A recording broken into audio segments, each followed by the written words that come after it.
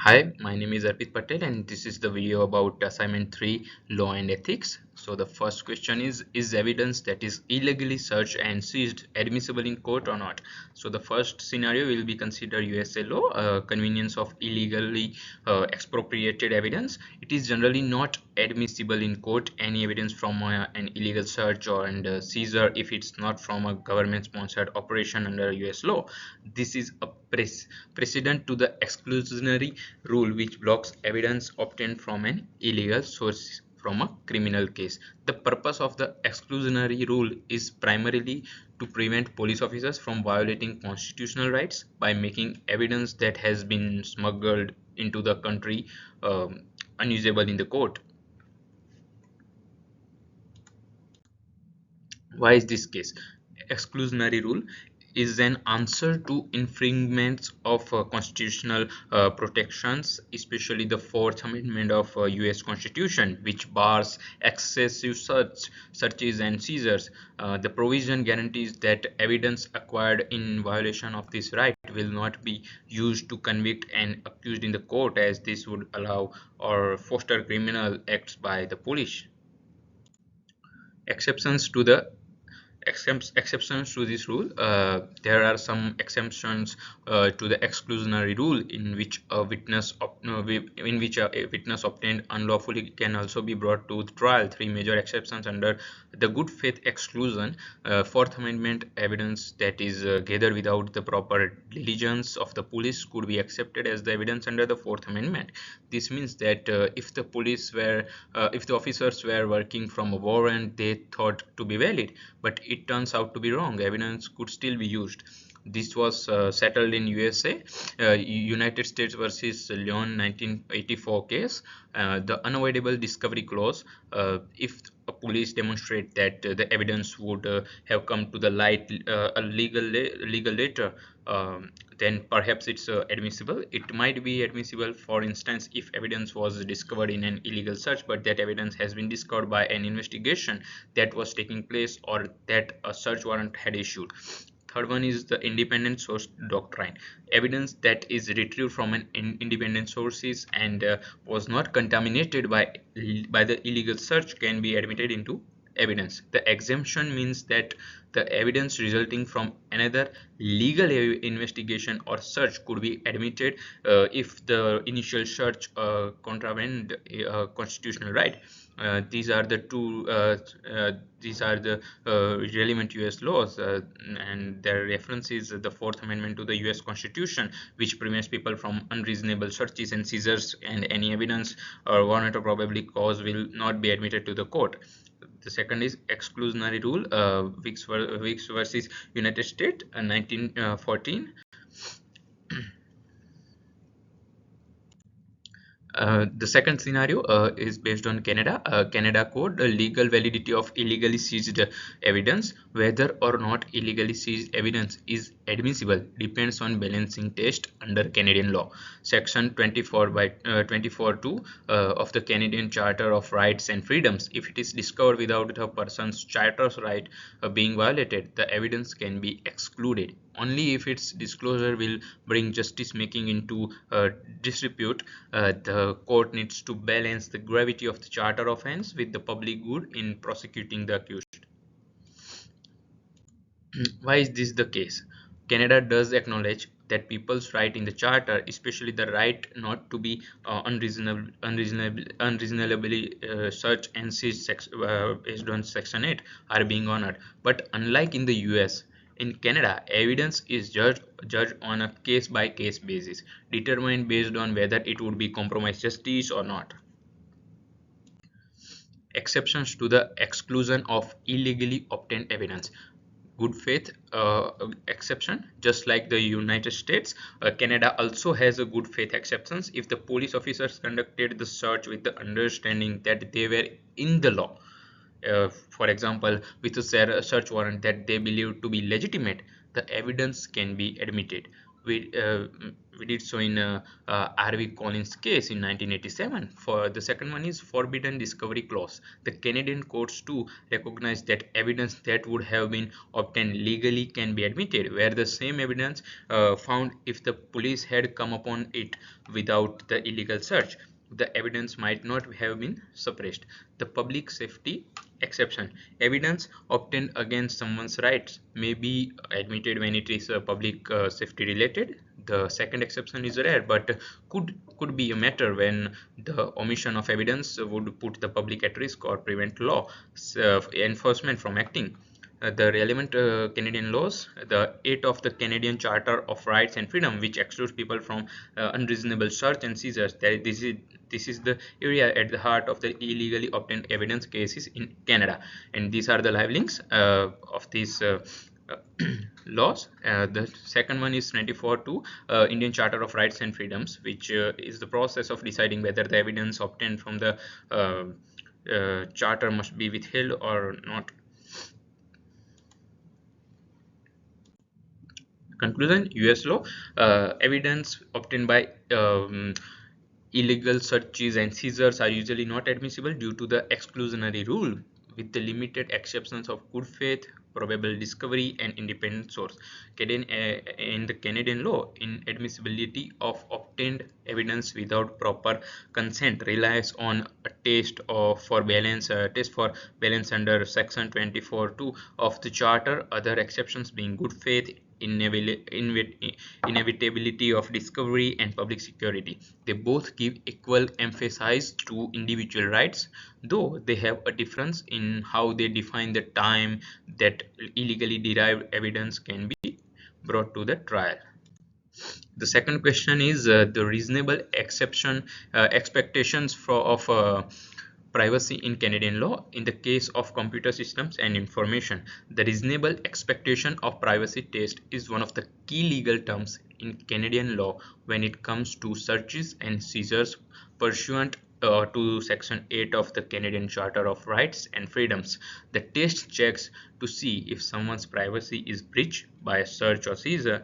For searches that are conducted by law enforcement because someone reasonably expects privacy of the place or thing being searched unless a different rule applies. Implementation to computer hardware and data. In the case of computers and information, Canadian courts have recognized that the people may well reasonably expect privacy in digital communications, files, and computer records. But the extent of privacy expectations can depend on where the computer is, whether it's on work or versus home, what data you are capturing, and whether there are privacy expectations driven by policy. The computers and data at work. In the office, privacy for digital data and communication is more restricted than a home, but that doesn't mean workers are indifferent to privacy. Courts will look at things like does the employer enforce his policies regarding monitoring or accessing employees' devices, and does the employee know about these policies? Employee awareness and employer policies. If the employer has strict procedures that indicate the surveillance and inspection of computer equipment and data like consent on employment contracts, the expectations of privacy of the employee will be minimized. Those who know about these rules may expect less from their work machines as far as privacy goes. Searches and seizures. If any employer opens the employee's computer without his or her consent or privacy allows them to, the employer might expect privacy as a reasonable expectations of privacy, but it might be more rational to search for suspected crime, theft of a company data. uh, Personal computer and information. When you are at home, privacy expectancies for personal computers and information tends to be a whole lot higher. Canada's courts understand that the home is a personal private environment and people expect very much privacy in the information that they have on their computers, mobile phones, and other electronic devices. Private use of equipment, the expectations of a person for their personal computer or personal data on a home computer are quite substantial, and search of a home computer by the police is usually warranted absent some special circumstances, example consent or urgency. Legal citation in uh, Arivu 2013, the Supreme Court of Canada reiterated that privacy is extremely important to the people in their personal computer and digital files at the home. The court held that in the most cases, the the uh, and of a digital device requires a warrant except in limited circumstances, for example consent, emergency situations. Factors affecting the reasonable expectations of privacy in the workplace. Factors affecting the expectation privacy in the workplace. Employer policy, if the employer is explicit about its surveillance or eavesdropping practices and this is posted, it has less of a privacy obligation. Limits of monitoring, workers may still seek confidentiality on non-work related matters or things not covered under clear policies about monitoring, like personal email or files that do not relate to the job. Scope of the job, the scope of the job, sensitive or high risk jobs may also have implications for what kind of privacy concerns should be a consideration in relation to workplace devices. uh, Factors affecting expectations of privacy in home. Personal, if the computer is being used for personal reasons, the expectations of privacy is high. Consent informed, the consent to searches by the law enforcement or other individuals erodes your privacy expectations. Exigent circumstances, when there are heightened risk, for example threat of life or destructions of evidence, then the privacy is less and the search may not require a warrant. Legal references from Canadian law. So I recall 2020, 2012. This decision explained the plausible expectations of privacy at work, and in particular with computers. Its Supreme Court ruled that an employee might reasonably expect privacy on the work computer, even if the employer didn't, and it was a computer. It was work environment, and this is a live link for that case. And the second reference from the Canadian law is RVU 2013. This case underlined that users are entitled to privacy in their electronic device at home. In the court, it held that a warrant is usually required by police to access personal computers unless there are special circumstances, consent or pressing needs. And this is the live link of that case.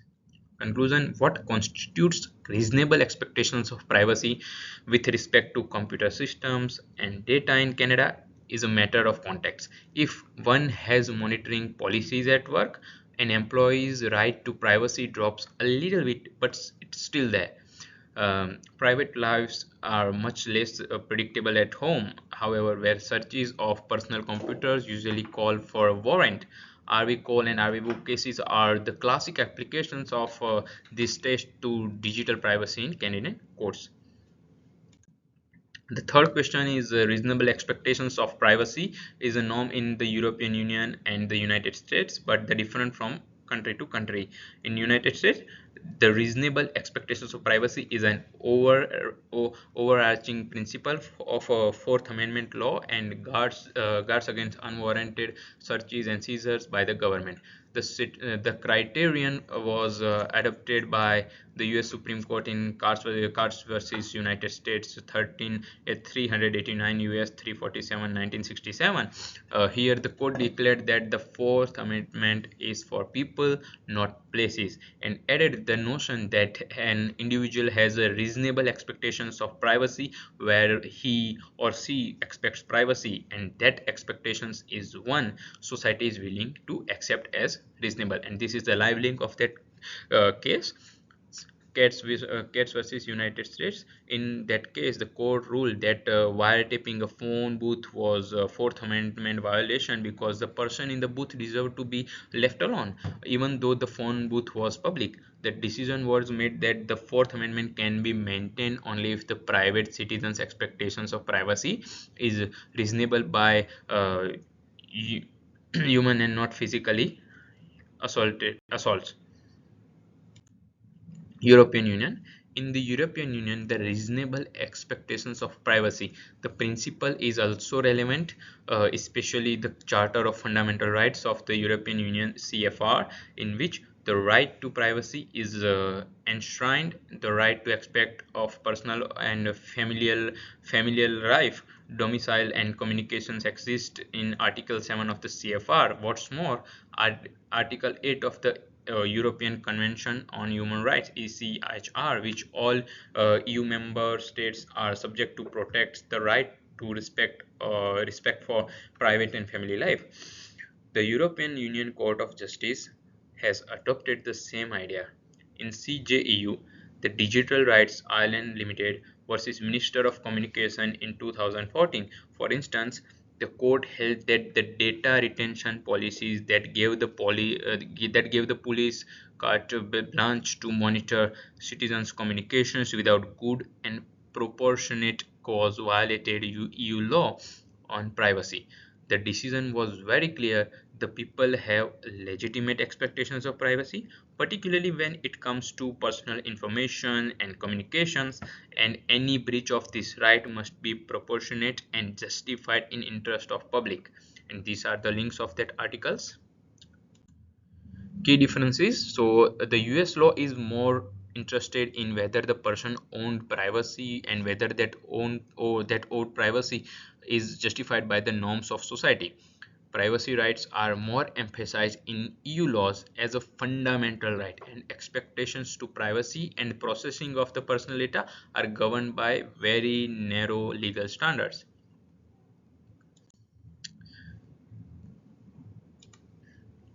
The fourth question, when a suspect's computer is a personal item and a search warrant is required for, and the computer is in Canada, that could potentially be used to recover information that is private or sensitive.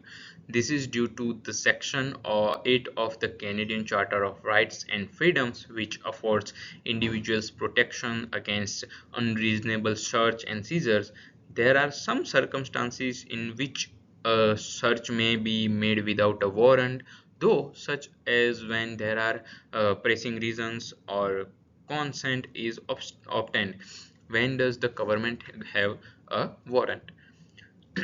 Canadian law is that any search and seizure must be justified as per the Section 8 of Charter, and in the most instances, police will need a warrant to search from a judge or justice. A warrant for search must be accompanied by probable cause that the evidence of a crime is there and will be present in the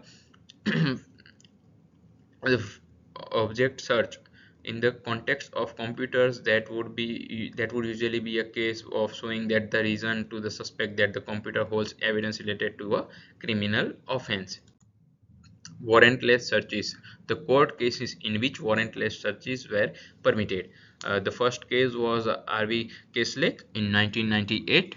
Warrantless searches are only allowed in certain exceptional cases in Canada. Here are two main warrantless searches that have been confirmed by Canadian courts. Relevance: the officers had searched a car without a warrant when they arrested the person for driving while intoxicated. The search turned up information that was later referred to in a criminal case. The court order: the Supreme Court of Canada found the search justified because police were in official capacity when they searched the car as a part of a valid arrest. According to the court, in some instances, police can search a scene within reach of the person arrested, also called the search incident to arrest principle.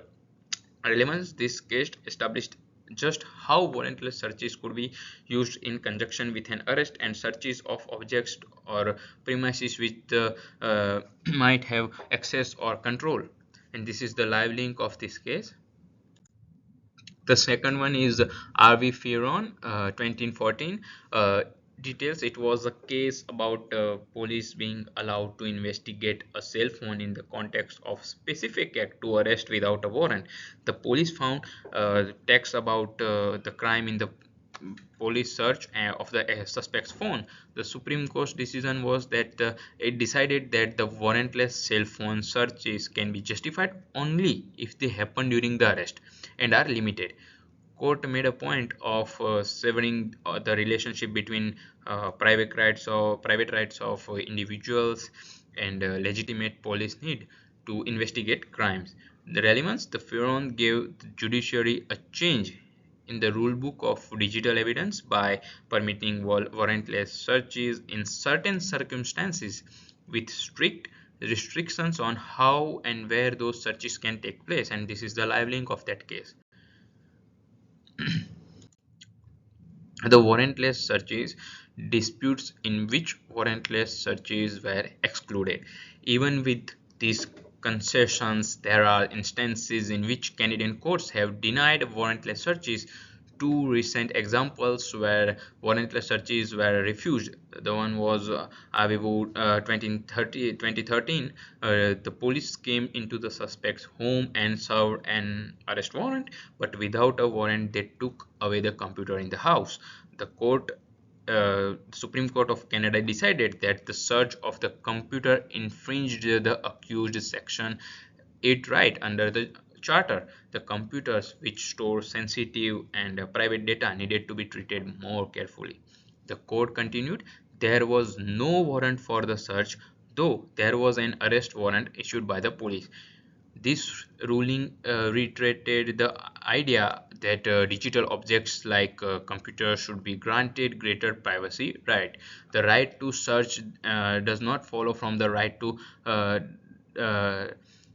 right to search household digital devices, and this is the live link of this case. The second case was the RV Morelli, 2010. The details was the accused computer was tapped and files obtained without a warrant by the police. Their case was that the search was warranted because the computer was um, out in a plain sight during a legitimate arrest.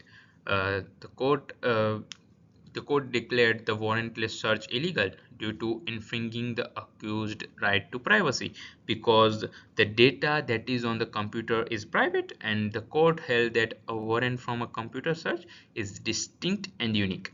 The court's decision pointed out that warrantless digital device searches are particularly intrusive and therefore require greater protections. The relevance: this case was an example of why we should not allow digital searches without an individual's right regarding privacy, and how the police need a warrant before search computers when making an arrest where it is obvious that they have looked at the computer. Summary and discussion: where the government requires a warrant. The law in Canada generally calls for a warrant before the police can search and seize a suspect computer, especially when that search involves a personal or sensitive information that is in harmony with individuals' right to privacy under the Section 8 of the Charter. Warrantless searches: there are times when warrantless searches are permitted, which is Caslake and Fearon cases highlight that warrantless searches are permissible where arrests are being made and circumstances exist in which there is a pressing interest or the search is connected to the arrest. Warrantless investigations renewed. The Wu and Morelli decisions confirm the court's interest in digital privacy. These cases rely on the principle that police search of a computer should be warranted in a different court, even if it is a part of an arrest to safeguard someone's privacy.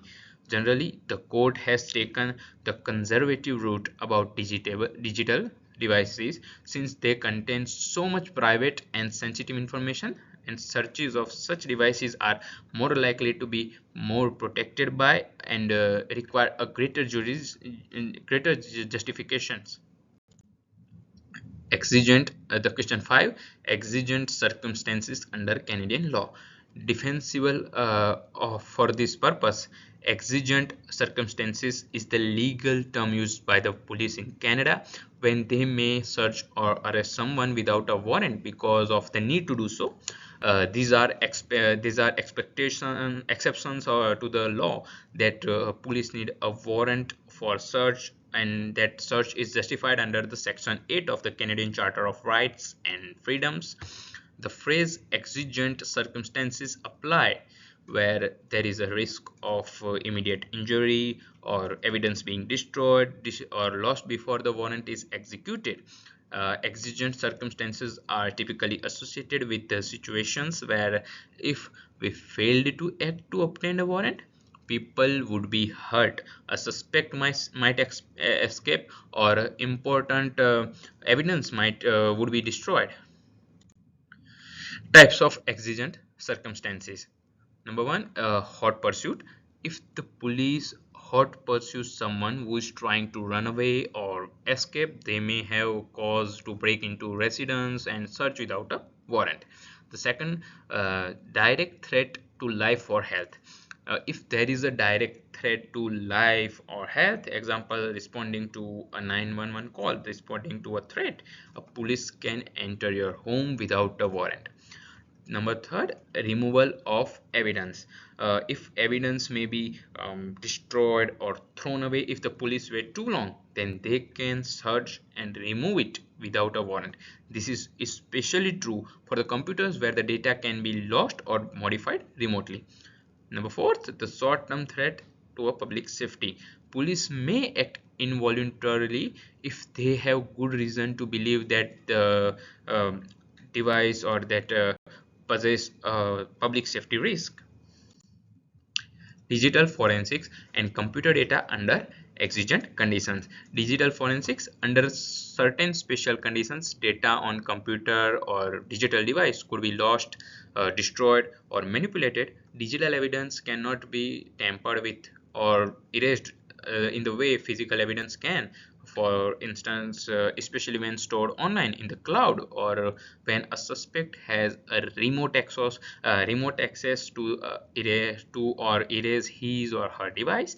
In such a situation, police might have to respond in a very short time to preserve the evidence. There are some very exigent circumstances with digital forensics.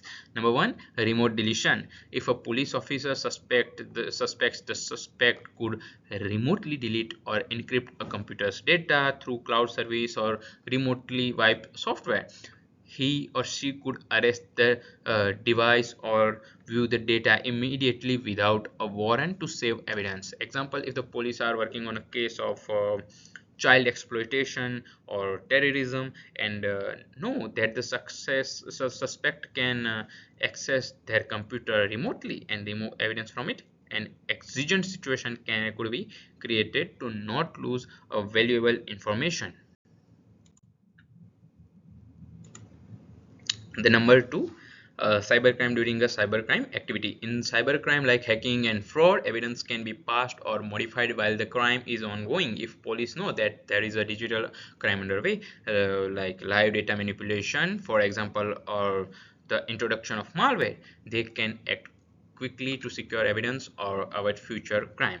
Consider this scenario when a hacker is trying to take information of a network or change sensitive data.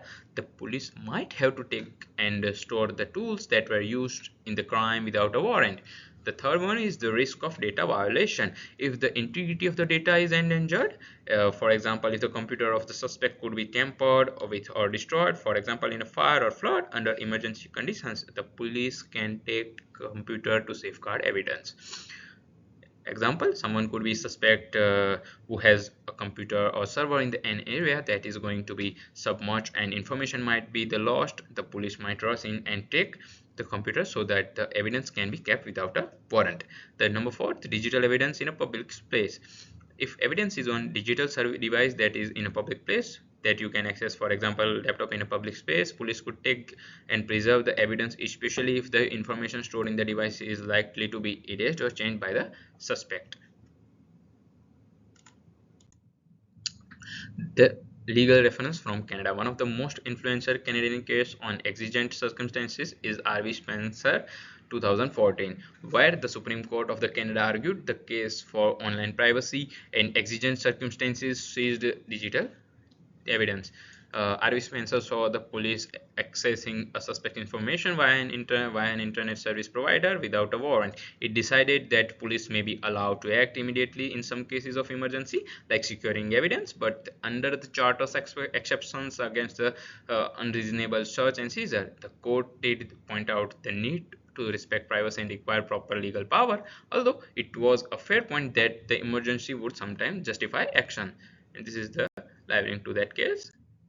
Conclusion: Canadian law also makes some unusual conditions exceptions in which police may search or seizure without warrant. When delaying a warrant could put others at risk, free the suspect, or destroy the evidence. For digital forensics, severe conditions may exist where remote data is imminent and continuous cybercrime or digital evidence is corrupted. But even in such a dire case, the police still must work within the law, and their actions must be reasonable and appropriate to the circumstances.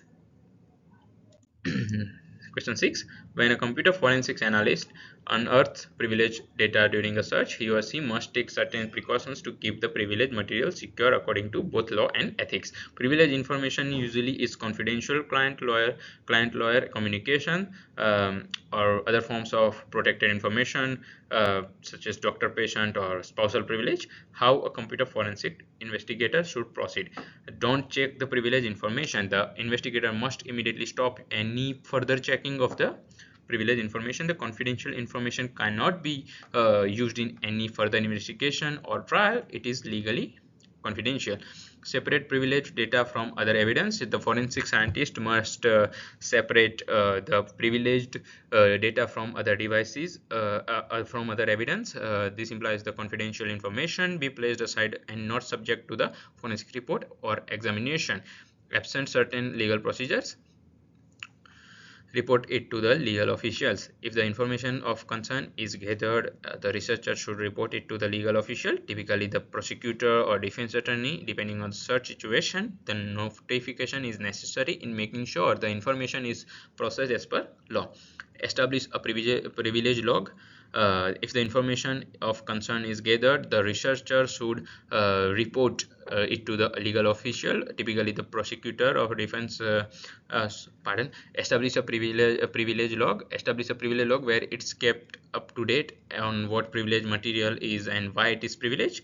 This log can be presented in court to prove the investigator was observant. Use the approved procedure or filter team method.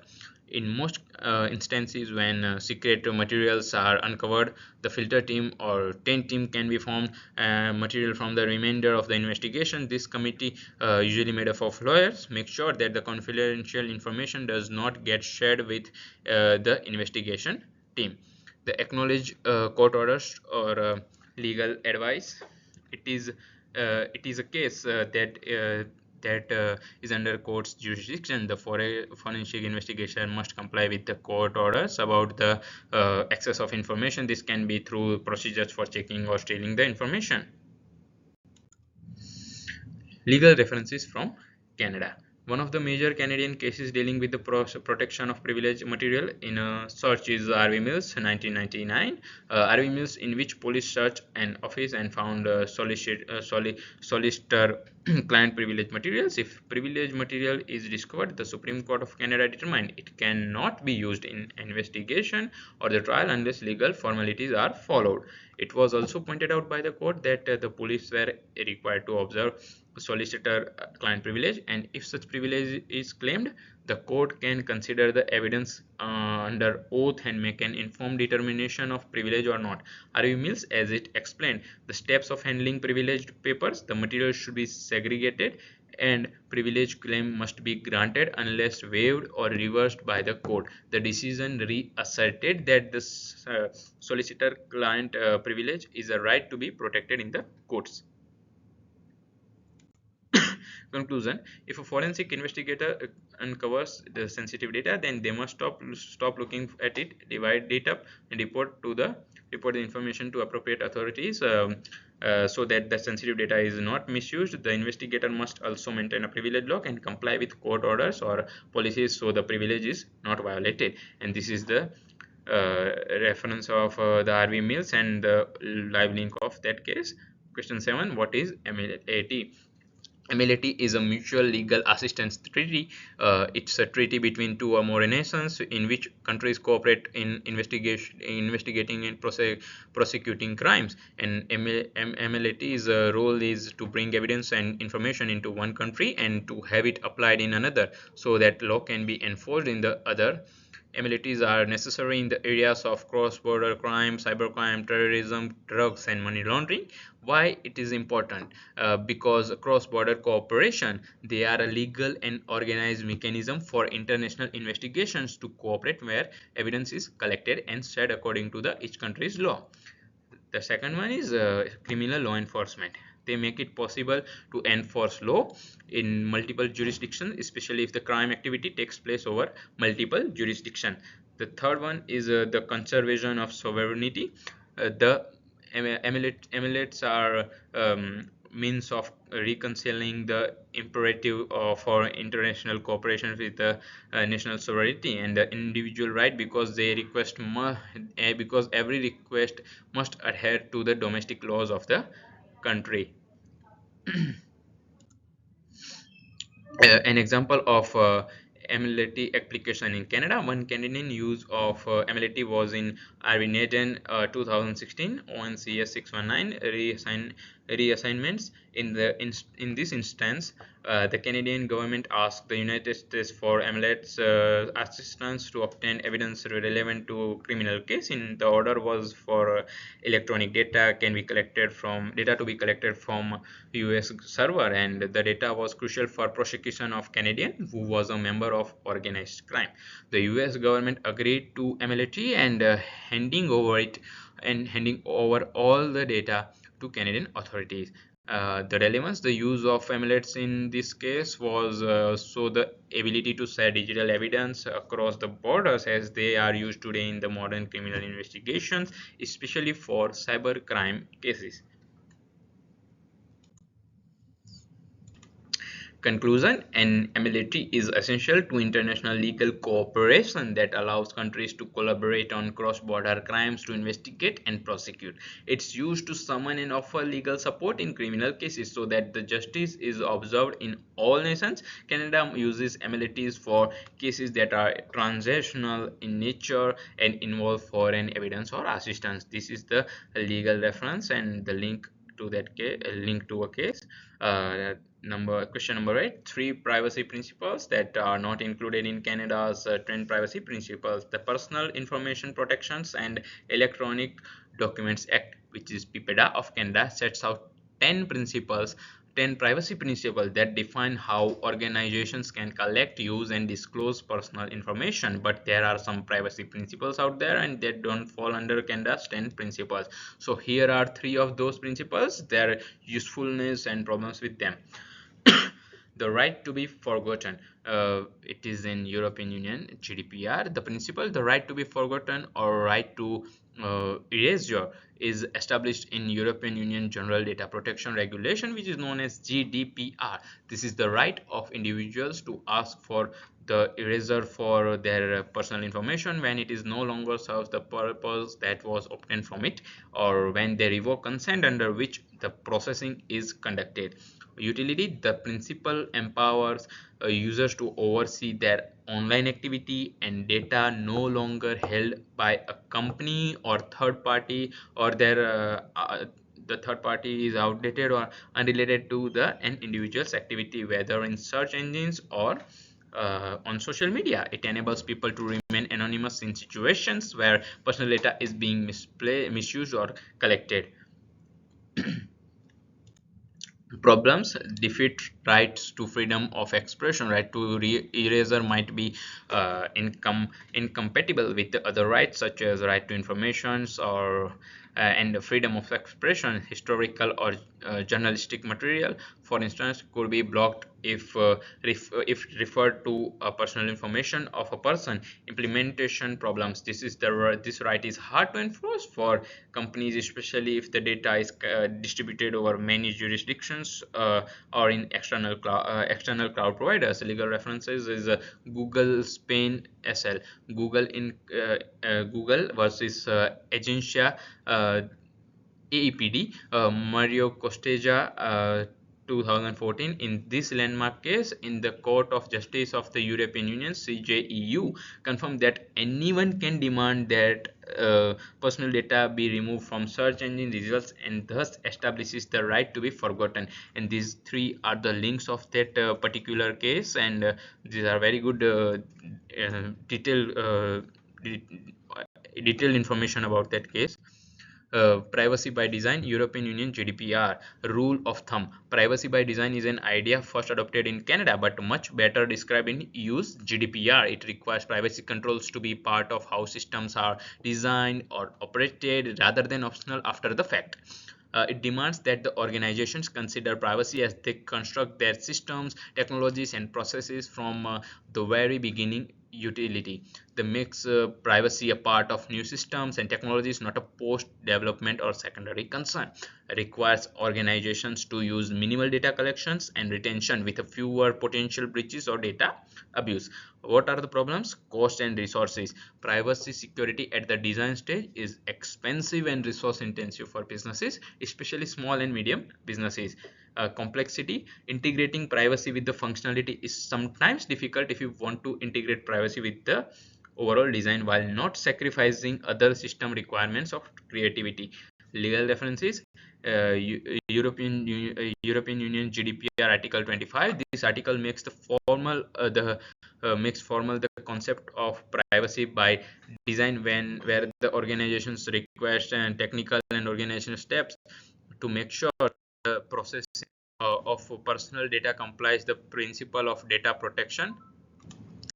This is the live link, or this is the link of the PDF of the Article 25. The third one is the data localization, China and Russia norm. The data localization implies that some of the data, mostly sensitive and personal data, should be stored within the country where the data is received, not abroad.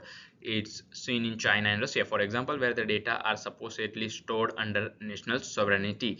Utility: the national security localization also gives government ownership of data that might be important for national security and police operations will keep foreign agencies from having access to sensitive data.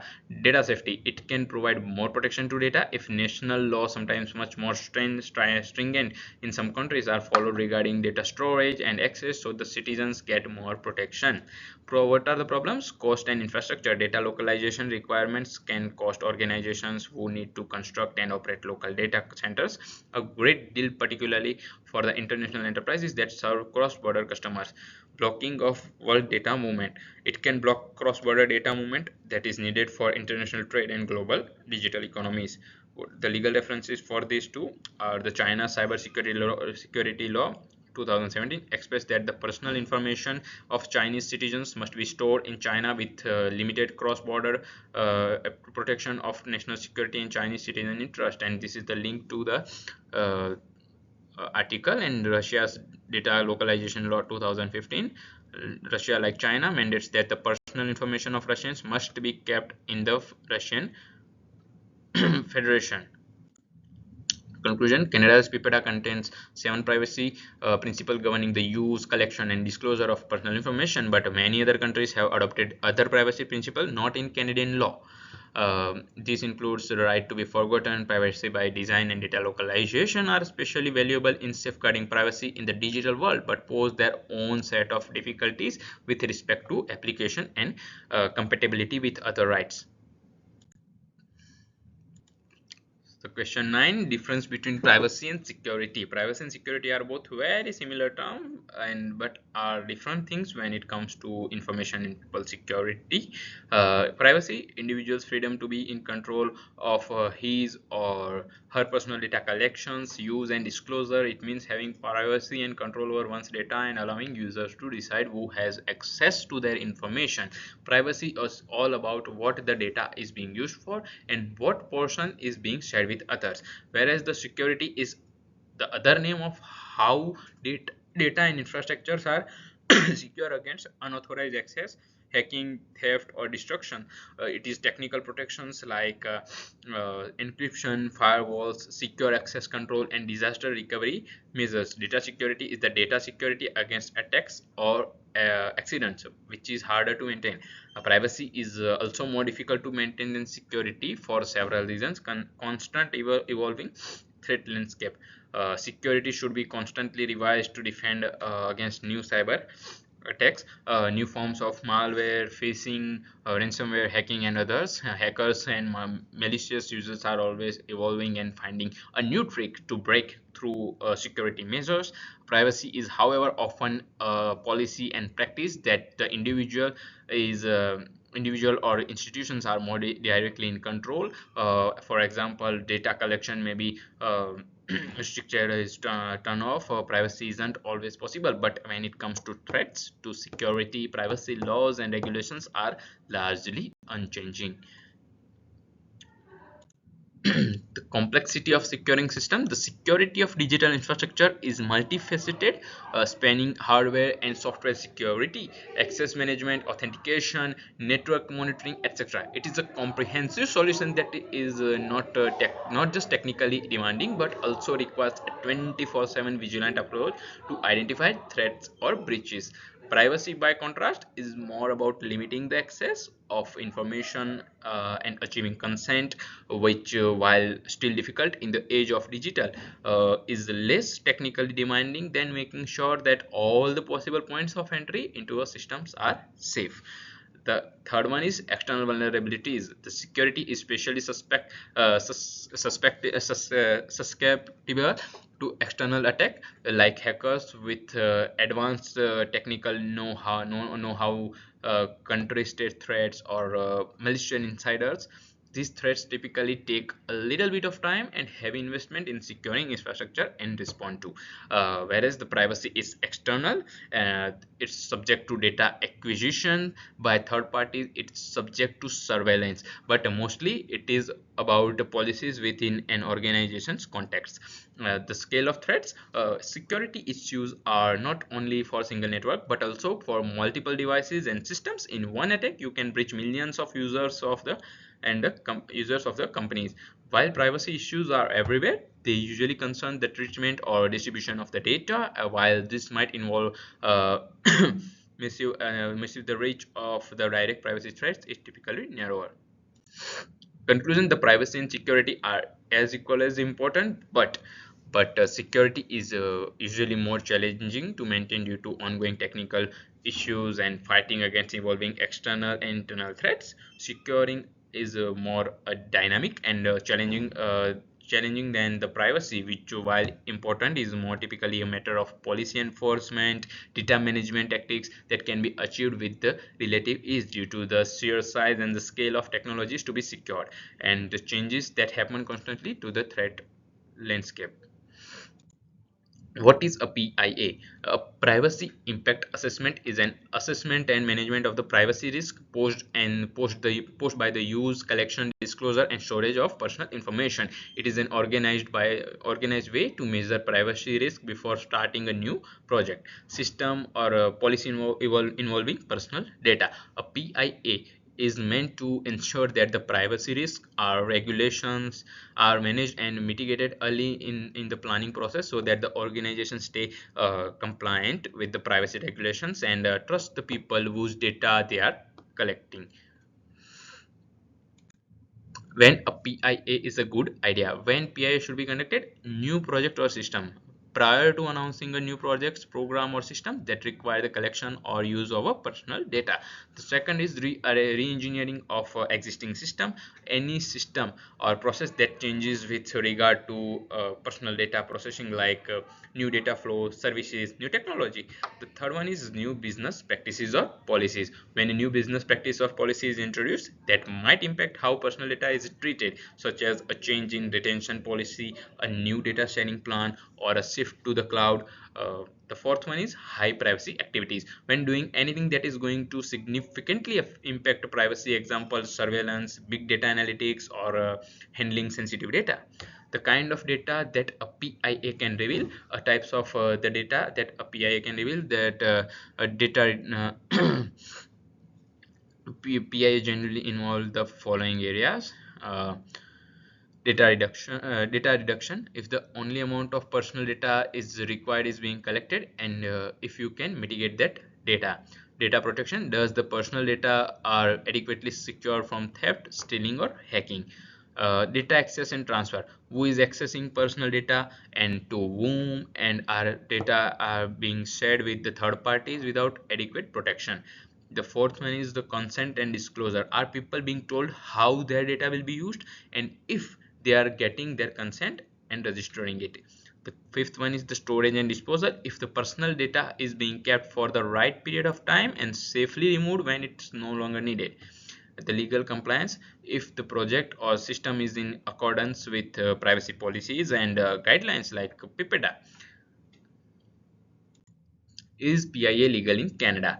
Yes, in Canada, you legally must perform PIA under certain conditions, particularly if you are working in a public sector organization or a federally regulated private sector organization. The first one is the PIPEDA compliant. A PIA is not required by the law for any private sector entity covered by the PIPEDA, but you should have one done as a standard privacy practice when building a new systems or procedures that process the personal information. Organizations need to comply with the privacy principle, which can be justified through the PIA as stipulated in PIPEDA's Schedule 1, and must have an adherence to privacy principles. The second is Privacy Act. Public sector departments and agencies of the federal government are subject to Privacy Act PIA every time they start or substantially change a program or activity involving the collection, use, or disclosure of personal information. This is explicitly needed for a privacy compliance process. The third one is the provisional acts. In some provincial acts, in some provinces like Ontario, privacy legislation, for example, the Freedom of Information and Protection Act, FIPPA, also requires PIAs by public sector entities in some cases. Question 11, PHIPA decision analysis.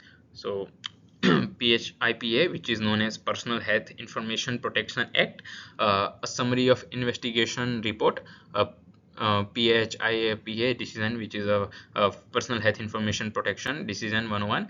The case involves a patient seeking records in relation to allegations made against him by another patient at the University Health Network. The hospital found one record but refused to disclose it under solicitor client privilege. An exception for personal privacy based on the Freedom of Information and Protection of Privacy Act, FIPPA, and Personal Health Information Protection Act, which is PHIPA. The arbitrator held the hospital's refusal on solicitor and solicitor client privilege grounds, but the concluded that the hospital had failed to make a reasonable search for the he directed more searches for other relevant records. The discussion on classwork, privacy, search evidence, computer security. Privacy. The report emphasized the balance between privacy interest of the parties with personal data access, subject to exceptions protecting sensitive health information and privacy. It matches class discussions about more general data privacy rules, the way even if personal health information is associated with the requester, other private information must be secured. Search and evidence. The case highlights the need for institutions to do thorough, rational searches in responding to access requests.